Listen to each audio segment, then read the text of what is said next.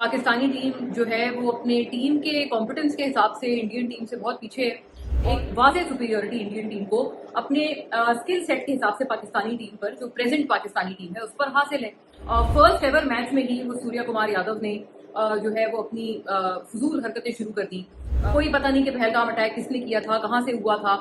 कोई बीजेपी से, मोदी से ये सवाल पूछने की आपकी जरूरत नहीं है। ये इंस्टिगेशन की फजूल हरकतें शुरू की गई इंडिया की तरफ से, इंडियन टीम की तरफ से, जिस टीम की हम तारीफ कर रहे हैं कि उनकी परफॉर्मेंस अच्छी है। उनको कोई मुसीबत नहीं आ जाती अगर आप हाथ मिला रहे थे। बल्कि शशि थरूर ने तो कारगिल वॉर का भी हवाला दिया कि कारगिल वॉर के दौरान भी अगर मैच हुए हैं तो उसमें भी टीम्स ने हाथ मिलाया है। भाई अगर आप इतने ब्रेव हैं तो आप क्रिकेट छोड़कर आप जाकर आर्मी में भर्ती हो जाएं, जो आपकी इंडियन आर्मी बार बार हारती रहती है, पाकिस्तान आर्मी। और इनको ट्रॉफी ले लेनी चाहिए थी। कपिल देव जैसे लोग भी इनको शर्म दिला रहे हैं और इन्हें कह रहे हैं कि आप ट्रॉफी ले लेते, इसमें आपको क्या जो है वो तकलीफ पड़ गई थी इतनी बड़ी। अब इस तरह की जीत भी आपके किस काम की थी, जिसके लिए कोई एक ट्रॉफी भी आपके पास ना हो दिखाने के लिए कि देखें हम लोग जीते थे।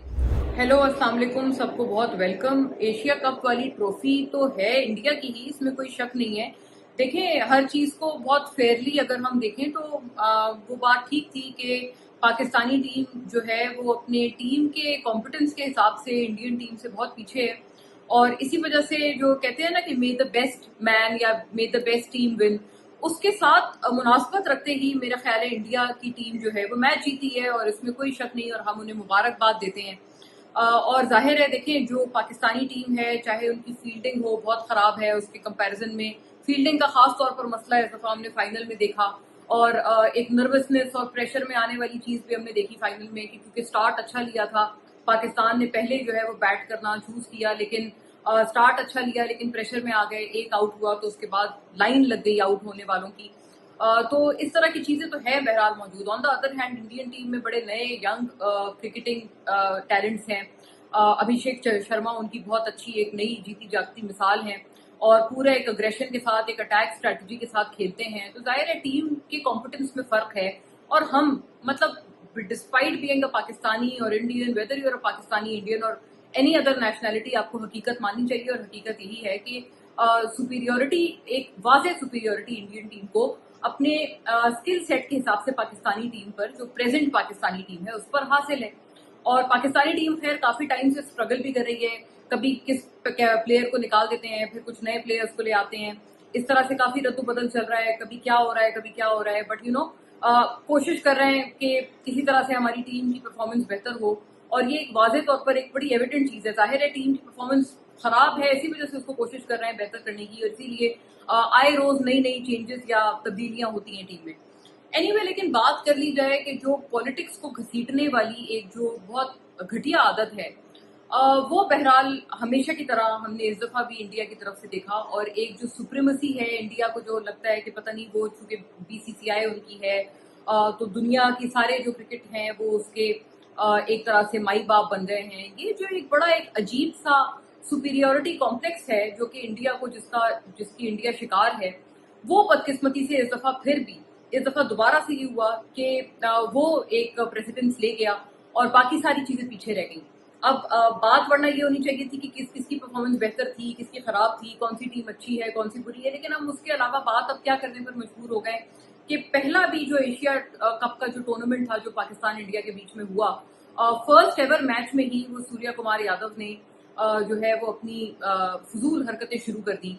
क्या वो पूरी इंडियन जो टीम थी, जीतने के बाद एक तो उन्होंने हैंडशेक नहीं किया, और ये बहुत एक छोटेपन का, एक कॉम्प्लेक्स का एक डिस्प्ले था कि ऐसा लग रहा था कि इंडिया जो है वो जो जंग में जीत हारे हुए हैं वो हमसे, वो एक उनके सर पे शायद सवार था। पाकिस्तान से जंग की जो एक हार की एम्बेरसमेंट थी, वो शायद उनके दिल में बहुत ज्यादा घर किए हुए थी। इसी वजह से उन्होंने हाथ नहीं मिलाया, वरना हाथ मिलाने में कौन सी बड़ी बात है।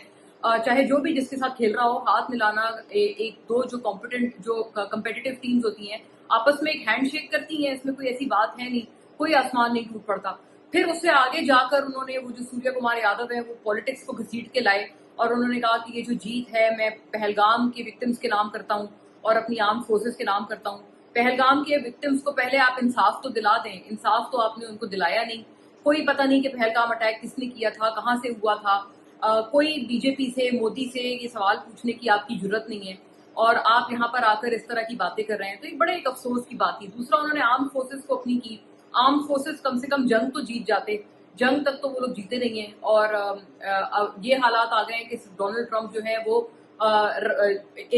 वो फाइटर जेट की जो है वो यहाँ पर लगा के अपना एक पिन लेपिन लगाकर वो मिलते हैं शहबाज शरीफ से और फील्ड मार्शल आसिम मुनीर से। इतने बुरे दिन आ गए इंडिया के, तो उस आर्म फोर्सेस को आप जो है वो आप डेडिकेट कर रहे हैं अपनी जीत को, तो एक बड़ी स्टूपिड सी हरकत उन्होंने की। फिर जाहिर है एशिया कप का जब सेकंड मैच हुआ तो उसका जवाब दिया गया। हारिस रऊफ ने भी वो जो है फाइटर जेट के इशारे किए और 6-0 के इशारे किए, जो कि बहुत बुरा लगा इंडिया को। फिर उसके ऊपर उनको फाइन शाइन भी ठोका गया। लेकिन बात यह कि शुरू किसने किया था, ये इंस्टिगेशन की फजूल हरकतें शुरू की गई इंडिया की तरफ से, इंडियन टीम की तरफ से, जिस टीम की हम तारीफ कर रहे हैं कि उनकी परफॉर्मेंस अच्छी है, उनको एक स्किल सेट उनका पाकिस्तानी टीम से बेहतर है, उनको पाकिस्तानी टीम पे सुपीरियोरिटी या बर्तरी हासिल है। वहीं पर दूसरी तरफ हम ये भी कहने पर मजबूर है कि वो जो टीम है उनके जो उनका एक मोराल है या जो उनके अपने एथिक्स हैं वो इतने छोटे हैं कि जितना जो भी उनका जो प्रोफेशनल जो सुपीरियोरिटी है ना वो उसको पीछे छोड़ देते हैं। अब आप अंदाजा लगाएं कि शशि थरूर जैसे लोग मजबूर हो गए हैं अपनी टीम को शर्म दिलाने में कि भाई आप एक या तो आप खेलते नहीं मैच, लेकिन अगर आप मैच खेल रहे हैं तो फिर आप वैसे ही खेलें जो स्पोर्ट्समैनशिप होती है और जो स्पोर्ट्समैन स्पिरिट होती है आप उसी के तहत खेलें। कोई मुसीबत नहीं आ जाती अगर आप हाथ मिला लेते। बल्कि शशि थरूर ने तो कारगिल वॉर का भी हवाला दिया कि कारगिल वॉर के दौरान भी अगर मैच हुए हैं तो उसमें भी टीम्स ने हाथ मिलाया है। ऐसा तो तब भी हमने नहीं देखा, क्योंकि इस दफा आप लोगों ने जो हरकत की है फजूल किस्म की। मतलब आप अंदाजा लगाएं कि इंडिया के लिए ये एक कितना गिरे हुए एक पॉइंट का मकाम है कि पहले कहाँ पर एक इंडियन टीम के कैप्टन विराट कोहली जैसे लोग होते थे, जिनके फैंस शायद इंडिया में इतने नहीं है जितने पाकिस्तान में है।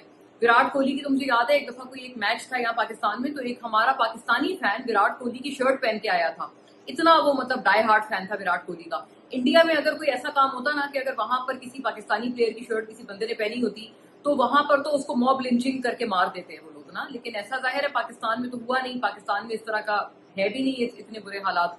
तो यहाँ पर इतने ज्यादा फैंस हैं उन विराट कोहली के। फिर कपिल देव आप देख लें, इस तरह के कैप्टन इंडियन टीम के रहे हैं। तो मैं समझती हूँ कि इंडियन टीम के लिए भी एक लोएस्ट पॉइंट आ गया है उनके लिए भी कि सूर्य कुमार यादव जैसे पेटी लोग उनकी टीम के जो हैं इस वक्त कैप्टन हैं, जिनके सर पे हर वक्त खेल से ज्यादा एक सियासत सवार रहती है, जंग का जुनून सवार रहता है। भाई अगर आप इतने ब्रेव हैं तो आप क्रिकेट छोड़कर आप जाकर आर्मी में भर्ती हो जाएं। जो आपकी इंडियन आर्मी बार बार हारती रहती है पाकिस्तान आर्मी से, मे बी आपके भर्ती होने से, आप चूंकि बहुत बहादुर समझते हैं अपने आप को, तो आप वहां भर्ती हो जाए। मे बी आपके उधर जाने से कोई आपकी इंडियन जो आर्मी है वो कभी जीत जाए, हो सकता है। तो ये क्रिकेट छोड़े, अगर आप बहुत अपने आप को ब्रेव समझते हैं तो आप आर्मी में भर्ती हो जाएं। वो वैसे ही हारते रहते हैं पाकिस्तानी आर्मी, छोटी आर्मी है उसके बावजूद आप हारते रहते हैं उनसे। तो मुझे लगता है ये सूर्य कुमार यादव ने एक बहुत ही पेटी हरकत की थी। देखिए मुझे कोई और अगर कोई और टूर्नामेंट होता मुझे कोई एतराज नहीं था कि मैं पाकिस्तानी भी अपनी किसी ये जो प्लेयर है उनकी मैं बुराई करते हुए कहती कि भाई उन्होंने बहुत गलत किया, मैं उनको कॉल आउट करती। लेकिन ऐसा कुछ हुआ नहीं है। इस दफा अगर हारिस रऊफ ने कुछ इशारे किए हैं इनको, तो वो एक जवाब था जो उस फजूल हरकत का जो कि पहले मैच में पूरी इंडियन टीम ने की थी और फिर सूर्य कुमार यादव ने अपनी विनिंग स्पीच में भी जो उन्होंने फजूल बातें की थी उसका एक जवाब था वो बेसिकली। और जाहिर है फिर जो फाइनल हुआ, फाइनल में अब ट्रॉफी जो है वो मोहसिन नकवी ने, चूंकि उन्होंने देनी थी, वो एशिया एसीसी के वो हैं चेयर हैं इस दफा, तो उनको ही ट्रॉफी जो है वो देनी थी। तो वो इंडियन टीम ने कहा जी हम उनसे ट्रॉफी नहीं लेंगे। अब उनको जो है अब इस बात पे मोहसिन नकवी ने भी बेसिकली, देखें मोहसिन नकवी की कोई अगर बात क्रिटिसिज्म वाली है तो हम उन पे क्रिटिसाइज भी करते हैं, लेकिन यहाँ पर मुझे क्रिटिसिज्म की कोई गुंजाइश समझ नहीं आती, क्योंकि ये जो हरकतें थी इनकी शुरुआत की है इंडिया ने और इनको ट्रॉफी ले लेनी चाहिए थी। कपिल देव जैसे लोग भी इनको शर्म दिला रहे हैं और इन्हें कह रहे हैं कि आप ट्रॉफी ले लेते, इसमें आपको क्या जो है वो तकलीफ पड़ गई थी इतनी बड़ी, तो आप ट्रॉफी ले लेते, आपको क्या मुसीबत थी, आप मैच तो जीत गए थे। Basically it's about winning and losing. तो अगर आप अपना पॉइंट आपने प्रूव कर दिया था तो फिर आपको ये ट्रॉफी के ऊपर नया प्रॉब्लम क्रिएट करने की क्या आपको जरूरत पड़ी थी।